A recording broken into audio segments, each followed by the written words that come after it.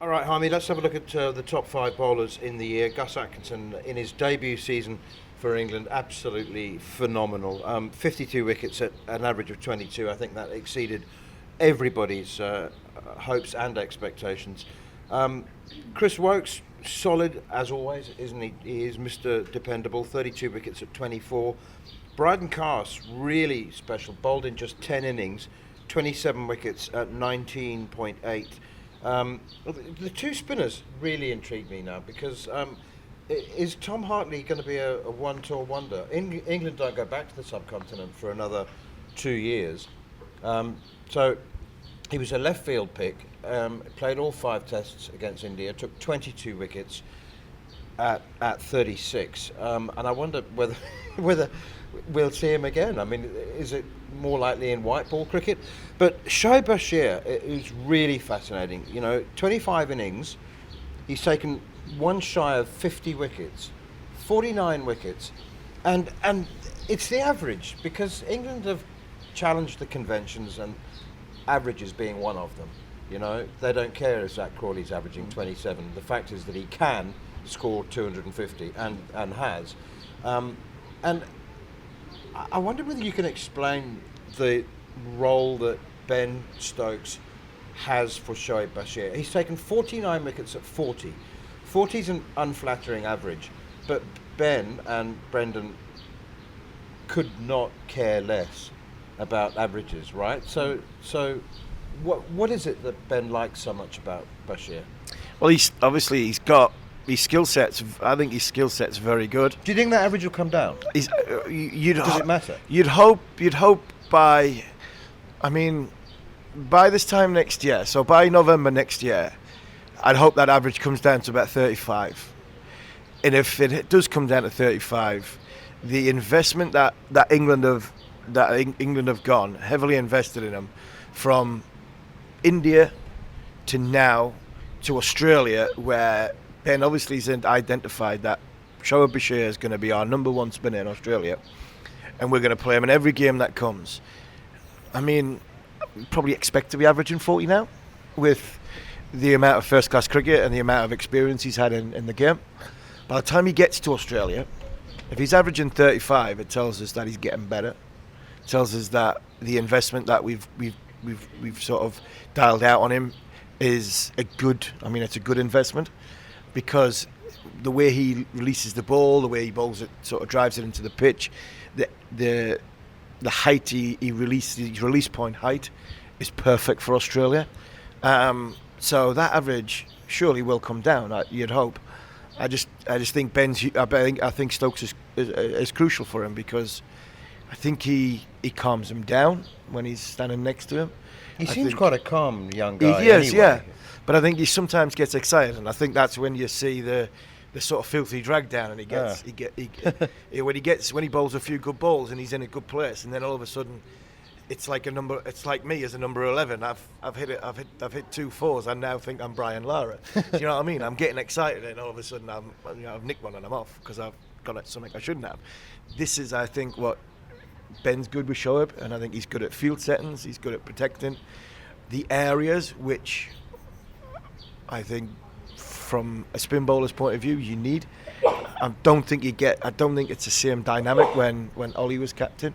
So, and even in this tour, when Stokes went off right at the very end, you could see Ollie Pope looking at Shoaib Bashir, and Shoaib's now trying to move people around, and they're arguing whether deep point comes in or stays out.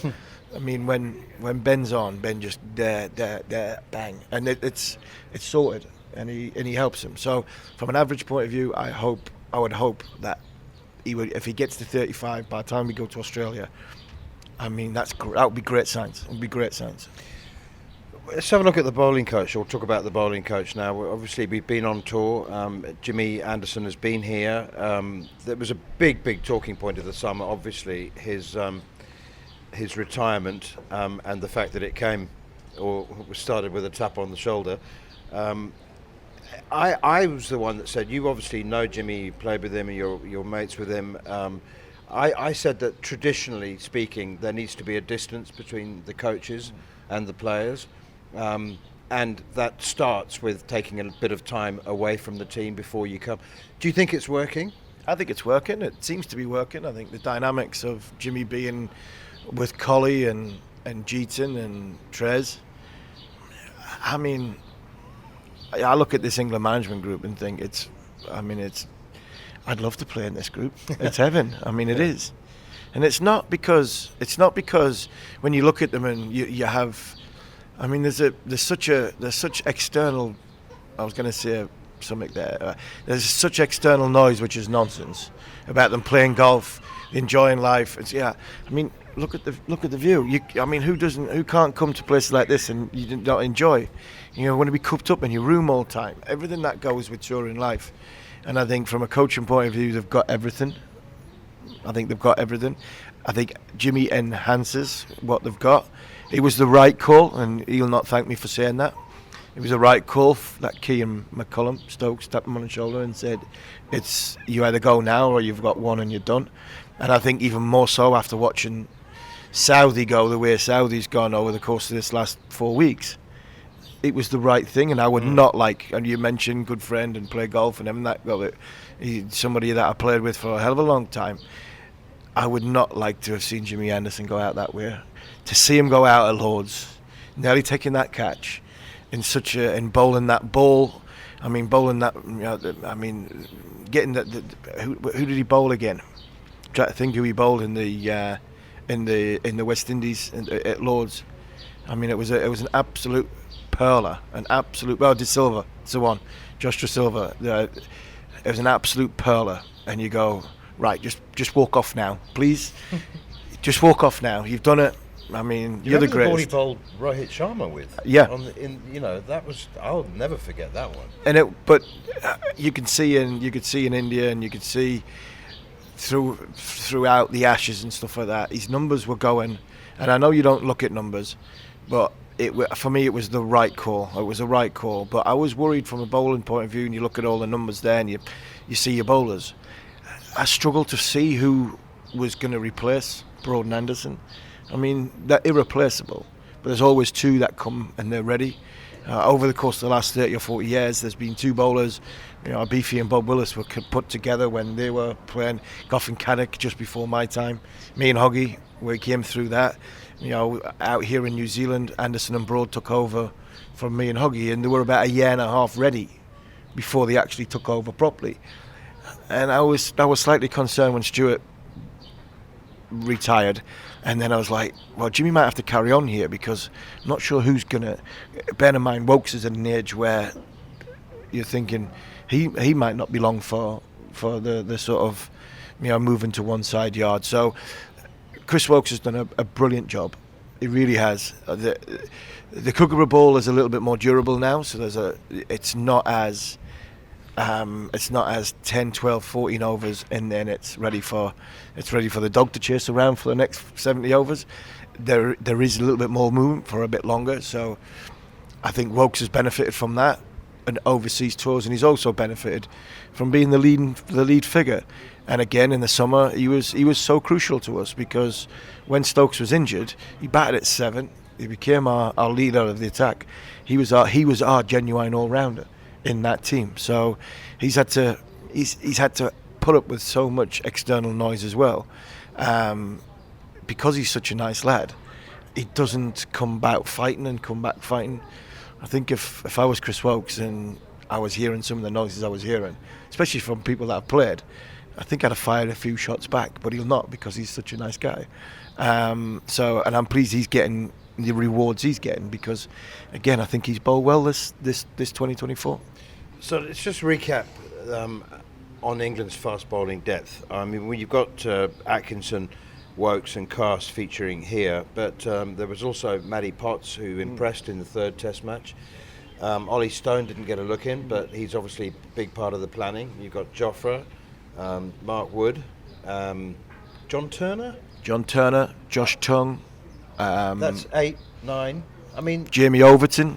Yes. I mean, if you get Jamie fit to go to suit Australia, left armour, Josh Hall. So you're looking at there's 12 fast bowlers there. But I think from Australia's point of view, because we all talk about the Ashes, if England go the Ashes with Atkinson, Carse, Wokes, Wood, Archer, Potts, You've Stone. got Wokes for the Ashes. Yeah, in the I've got. Ashes. Well, there's a ping ball test. Okay. There's a ping ball test, and I think you have to take Wokes. I actually think you have to take Wokes everywhere you go now, even if you're thinking about not playing them, because we've seen this is twice now. We've seen Ben Stokes walk off with a hamstring injury in a short space of time, and Wokes for me he's the closest all rounder we've got. So all of a sudden, Ben comes out. We might have to play a bowler. And we know that Sam Curran's not in the running. We know that Sam Curran's not in the running. No, he's not in the running. I think Sam Curran is. I think he's a white ball gun for hire for the foreseeable future. Foreseeable future anyway. So I think you have to carry Chris Wokes. One, there's a ping ball test match, and two, you've got.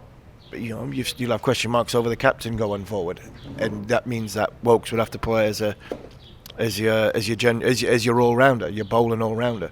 Can England, if something happened to Stokes, can England play in Australia with 4 bowling options and one of them being Shoaib Bashir? I think that would be a big ask. So then you would have to have Wokes as your 5th bowling option, batting at number 7.